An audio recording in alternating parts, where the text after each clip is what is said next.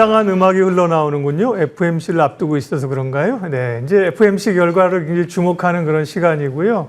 우리 환율도 어제 보면 꽤 많이 떨어졌습니다. 강세로. 매크로 동향들 체크하겠습니다. GFM 투자연구소 이진우 소장님 오셨습니다. 어서 오십시오. 네, 안녕하세요. 우리로서 이제 현지로 오늘까지 이틀이고 우리로서 내일 새벽에 FMC 결과를 알게 되는데요. 네. 연준의 선택과 향후 통화 정책 경로. 무지하게 어려운 질문이네. 답을 하셔야 됩니다. 예. 1년에 7차례인가요? 8차례인가요? 좌우지간. 그 와중에 또 369, 12는 경제 전망하고 점도표 업데이트 하다 보니까 또 그거 하고. 시간이죠. 예. 통상적으로 그 중에서도 한 9월쯤이 늘 이렇게 관심을 끄는데 이번에는 문자 그대로 진짜 역사적 FMC가 될 수 있을 것 같습니다. 네. 다들 지금 생각이 그거죠. 25% 금리 인하 당연한 거 아니야? 맞아요. 혹시라도 50bp 해주면 그때 가서 좀 고민해보고 이거를 땡큐라고 해야 될지 헉 그 정도로 심각해라고 해야 될지. 그런데 일단 시장이 벌써 이렇게 긴장하는 게 보이지 않습니까? 네. 그동안 거침없이 달려오던 시장이 오늘 이렇게 그리고 외국인도 보란 듯이 그렇게 현선물 잡아 당기더니 오늘은 또 이렇게 합니다. 오후에 선물이 10,000개 넘을까 혹시나 그게 좀 걱정되긴 합니다만 그거 아니겠습니까? 이제 첫 번째 슬라이드 한번 보시죠. 첫 번째 슬라이드 보시면은 오늘 아침에 같이 방송하면서 너무 그래프가 인사이트가 거기에서 그냥 빌려옵니다. 네. 막대 그래프는 딱 보시다시피 난판 페이롤이죠. 신규 일자리 창출 개수고 그 다음에 이제 점선으로 빨간색 저게 이제 근원 CPI인데 전월비. 저기서 보시면은 저 오른쪽에 노란색으로 음영 처리한 부분에서 갑자기 이렇게 서로 괴리를 보이는 그 이전까지는 어떻습니까? 동행하는 느낌이죠. 동행하는 느낌입니다. 그러니 일자리 창출 개수 떨어질 때 고용이 안 좋을 때 물가도 떨어지고 고용 시장 좋을 때 물가도 조금 이렇게 은근히 강하고 했는데 최근 들어서 저렇게 갈린단 말이죠. 그러면 그동안에 그걸로 봐서는 고용이 안 좋기 때문에 지난번 잭슨홀 연설에서도 확실하게 태세를 전환해서 내가 꼭 트럼프 대통령이 닥달을 해서가 아니고 고용이 워낙 안 좋아서 사전에 미리 이른바 보험성, 인슈런스 컷 성격으로 할 수 있으라고 했는데 갑자기 최근 지표에서 인플레가 올라오니까. 그래서 저것만 보면 스태그플레이션이잖아요. 저거 보면 그죠. 그러니까요. 그러니까. 그래 우리 예 박사님도 내가 봐서는 식자우환이야. 너무 많아. 저거 갖고 바로 스태그플레이션 얘기하시니까. 방송이니까. 그 무서운 단어를 갖다가 막 꺼내들어. 어쨌거나 연준의 딜레마는 느껴집니다. 고용을 보자면 내려줘야 될 것 같은데 인플레이션을 볼 것 같으면 이거 섣불리 움직여도 되나 하는 거고요. 그 다음 거 보시죠. 어제 밤사이 나왔던 그거죠. 미국의 소매 판매. 물가 상승을 감안한다 해도 소비는 나쁘지 않다. 저기서 0.6% 전월비 올랐는데 0.6%나? 오케이. 그러면 저기서 하다못해 야 저게 똑같이 팔리는데 가격이 올라서 그런 거 아니야? 해서 이제 우리가 소위 말해서 실질로 따지자면은 그러면 그 기간 동안에 물가는 어느 정도 그걸 감안해도 늘긴 늘었단 말입니다. 그러니 나쁘진 않아요. 소비는 견조하다 할 정도는 아니지만 그 다음 것도 한번 보시죠. 그 다음 것도 보시면은 제가 이제 애틀랜타 연준에서 GDP 나우를 또 업데이트 했는데 지금 3.6%라고 합니다. 현재 상황에서는 그렇다는 얘기죠.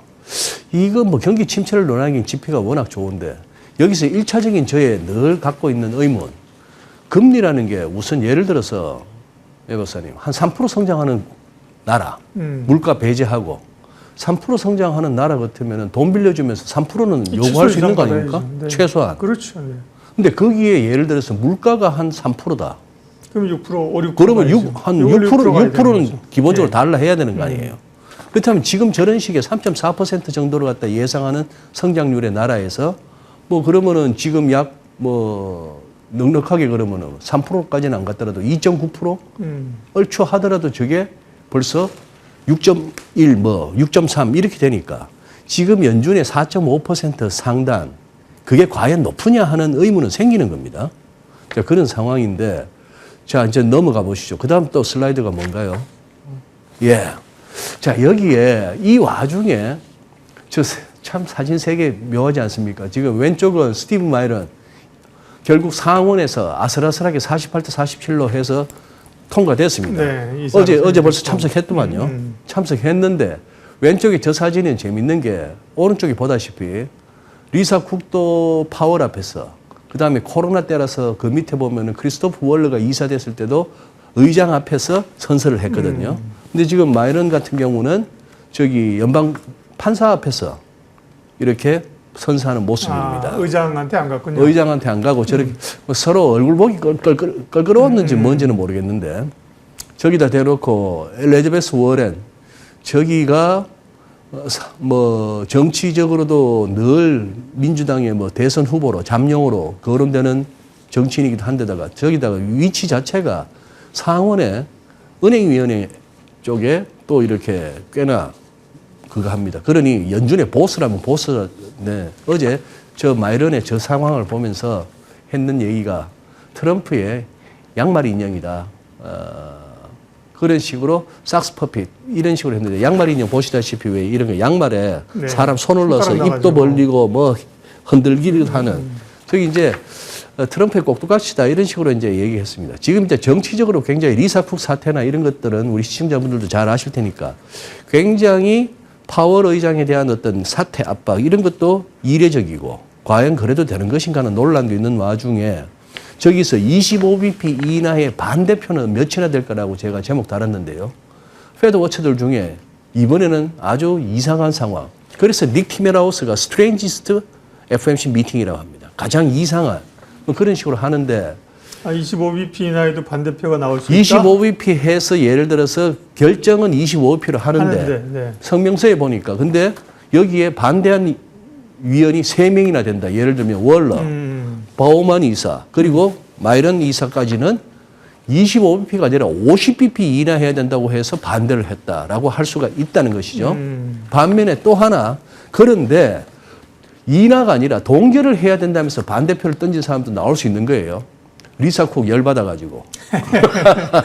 그래서 이번에는 결과적으로는 이나는 이나지만 성명서를 보니까 이래서 반대 저래서 반대하는 그런 상황도 생길 수 있겠다 하는 것이고 오는 길에 한번 봤습니다. 워낙에 이제 연준 쪽에 통이니까 닉 티메라우스가 뭐라 했나 싶어서 기사도 보고 하니까 그런 측면에서 지금까지 말씀드린 대로 고용과 물가의 딜레마 가운데 가장 힘들기도 하고 역사적인 연준이 FOMC가 될 것 같은데 아니 뜬금없이 X에다 그걸 올렸더라고요. 2008년에 리만 사태 터지고 나서 바로 그 다음날 열렸던 FOMC 그때의 상황을 갖다 슬쩍 언급합니다. 그때 뭐 기억이 가물가물한데 되돌아보니 그 상황에서 연준은 금리 동결했어요.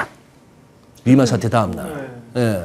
그래서 뭐가 뭔지 모를 때니까. 네, 뭐가 뭔지 모를 때였고 막 AIG 사태 그거 하고 그럴 때인데 오죽하면 그때 티모시 가이터너 재무장관 하기 전에 뉴욕 연방은행 총재할 때 그 친구는 뉴욕 저기 FOMC 참석도 못했어요. AIG 사태 막느라고.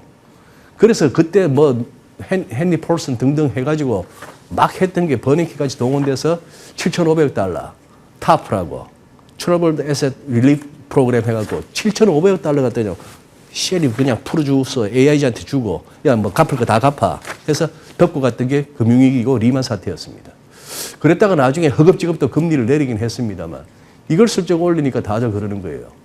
진짜 미미한 가능성으로 야 이거 동결도 나오는 거 아니야 잘못하면. 이제 그 얘기까지도 나옵니다. 그래서 이번 FOMC는 그래서 갑자기 잘 달리던 시장이 살짝 그거 하는 거고 그런 어떤 탄광 속의 카나리아 내지는 리트머스 시험지 역할을 하는 전 세계 증시에서 이렇게 비중으로 보면 그거 하지만 그래도 우리 코스피가 별난 시장 아닙니까? 그리고 그 아래서 활개치는 외국인들의 어떤 촉. 그래서 오늘 아마 좀 그동안 사상 최고치 행진이 멈칫하면서 이런 식으로 다들 조금 긴장 상태 같습니다. 글로벌 증시가 전통적으로 9월에 악세인 경우가 많았다는 거 아닙니까? 그렇죠. 그럼에도 불구하고 우리는 뭐 좀 이따 얘기하겠지만 우리 증시 말할 거 없고 미국 증시도 그런 우려를 불식시키면서 다시 강세장으로 가고 있는데 역시 또 있었던 AI 버블론 이런 걸 이기면서 지금 가잖아요. 그죠? 네. 빅테크로 돈이 모이는 상황들인데 네. 그러면 그러나 FOMC라든지 지금 소장님 말씀 보면 미국 증시도 여기서 추가적인 어떤 자금을 붓기에 추가적인 랠리를 가기에는 좀 부담스럽다? 그러니까. 지금 이제 이번에 막 9월에 이런 식의 무슨 뭐 45도 각도로 올라가는 것도 아니고 발이 지금 붕 공중에 떴잖아요. 하다못해 이렇게 정상적으로 갈 때는 보면은 이 일봉이 하다못해 5일선, 주봉에서는 5주 이평선에 이렇게 이 캔들이 다는 가면서 가고 있는데 지금 보면 다 붕붕붕붕 날아가지 않습니까? 기울기도 뭐 로켓처럼 날아가니까 우리뿐만 아니라 미국도 그렇고 그런 식인데. 근데 사실은 그전에도 변동성을 예상했던 사람들은 있어요. 그러니 좀 주식을 많이 팔아놨다가 변동성이 와서 시장이 확 꼬꾸라지면 사야지 이런 사람들은 사실은 지금 손가락 빨고 있는 거죠. 손가락 빨고 있는 거죠. 그래서 야 9월에 무슨 뭐 안 좋다고 했더니 아니, 그게 늘 그래요.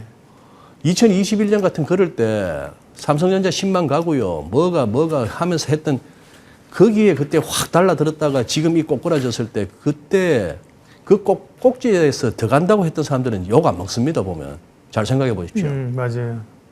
그 인간들 때문에 내가 돈 잃었다 이런 사람 없어요.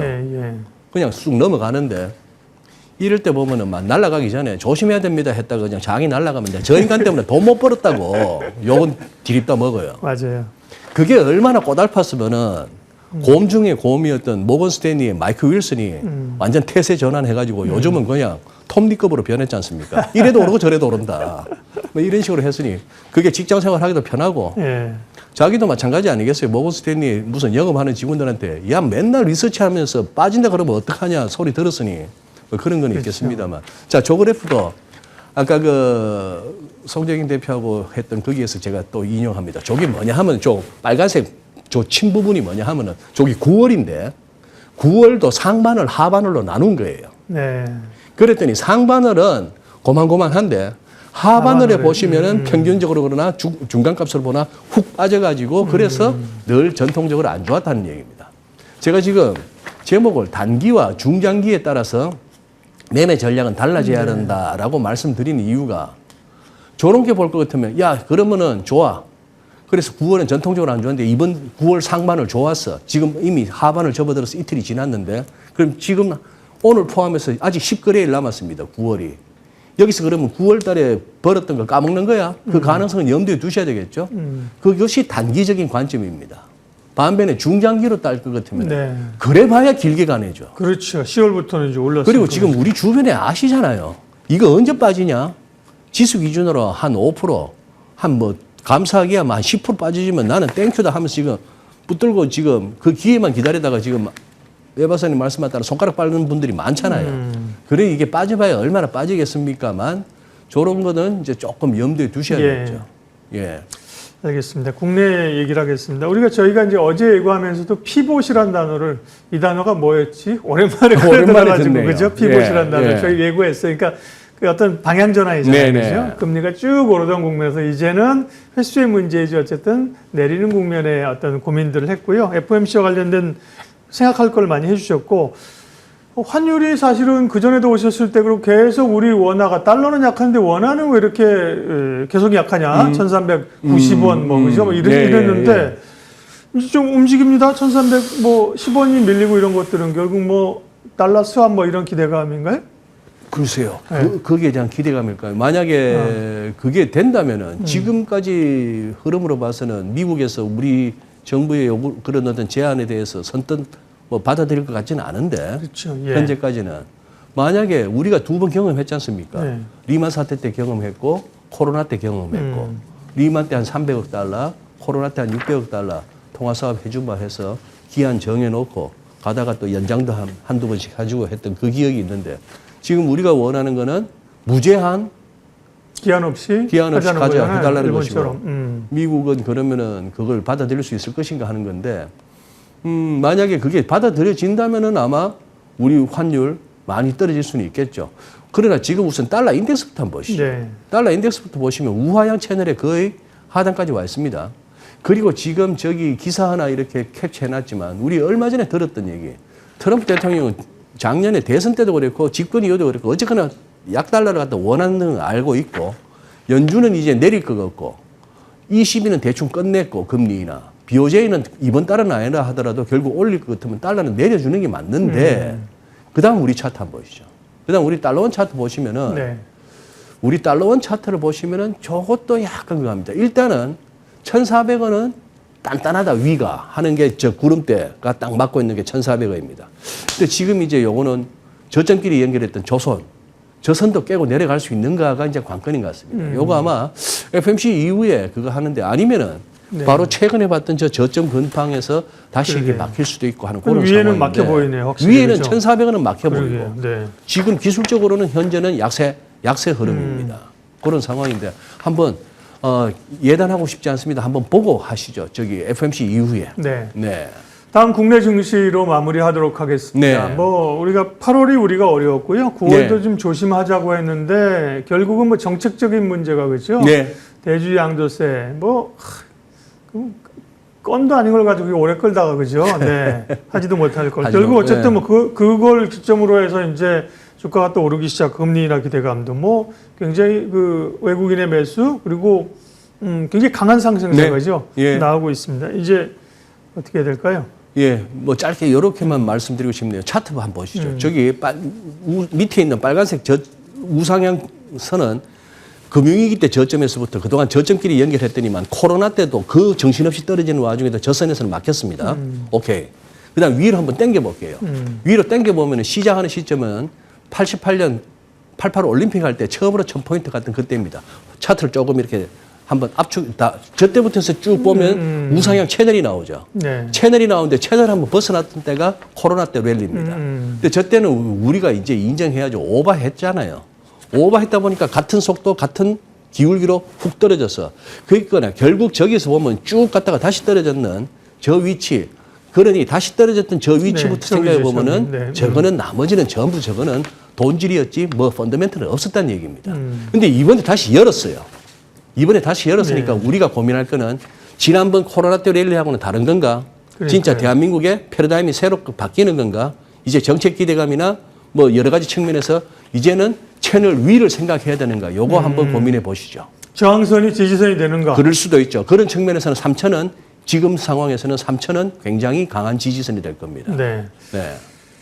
그때나 지금이나 지금은 다르다는 말에 돈 걸었다가 돈 많이 잃었다는 게 전설적인 그죠? 예. 네. 월가 얘기이긴 존 템플턴의 얘기긴 하나 또 그러나 그때마다 이유가 있어요. 지금은 사실은 자본시장의 패러다임이 바뀌고 있다 그죠? 바뀌고 바뀔 있다. 수만 있다면 네. 그죠? 네. 네. 그러면 그래. 새 국면으로 갈 수도 있는 거죠, 그죠? 그리고 또 네. 차티스트 입장에서 기술적 보조 지표가 2021년하고는 좀 다릅니다. 음. 그래서 하방보다는 자꾸 네. 위를 봐야 되겠는데 그 달라면은 정책 측면에서 도와줘야 됩니다. 그렇죠. 네. 네. 뭔가 좀 제대로 된 게 더 나와야죠. 그럼요. 네.